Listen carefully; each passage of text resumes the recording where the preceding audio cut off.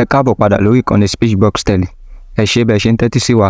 Sinimá tuntun tá a ní láti wò òun la pàkọ́lé rẹ̀ ní Olórí Doyin-Ṣọlá. Àwọn àgbààgbà òṣèré ló kópa nínú sinimá yìí.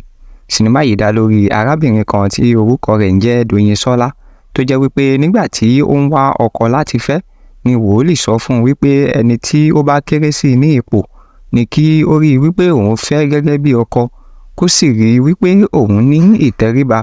Báyìí ni ó ṣe pàdé ọmọkùnrin kan, ìyẹn tí orúkọ rẹ̀ ń jẹ́ Adémọ́lá, tó ń ṣiṣẹ́ fọ́ntáyà, ṣùgbọ́n Doyin-Ṣọlá kò mú ìlérí rẹ̀ ṣẹ nítorí wípé kò ní ìtẹríba fún arákùnrin yìí, tí a sì bá a ṣe níṣe wípé arákùnrin yìí ni ìyàwó, òun sì ni ọkọ. Báyìí ni ọba ṣe kan arákùnrin Adémọ́lá yìí tí ó sì gun orí àpèrè gẹ́gẹ́ bí ọba, ṣùgbọ́n síbẹ̀síbẹ̀ Doyin-Ṣọlá kò gbéṣẹ́ rán arákùnrin yìí, kò sì ṣetán àti tẹríba fún un.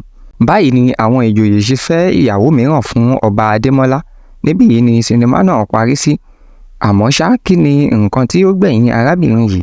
Ẹ ní láti wo sinimá yìí kí apá kejì tó jáde. Olórí Doyin-Ṣọlá làkọ́lé rẹ̀. Ẹ ṣé.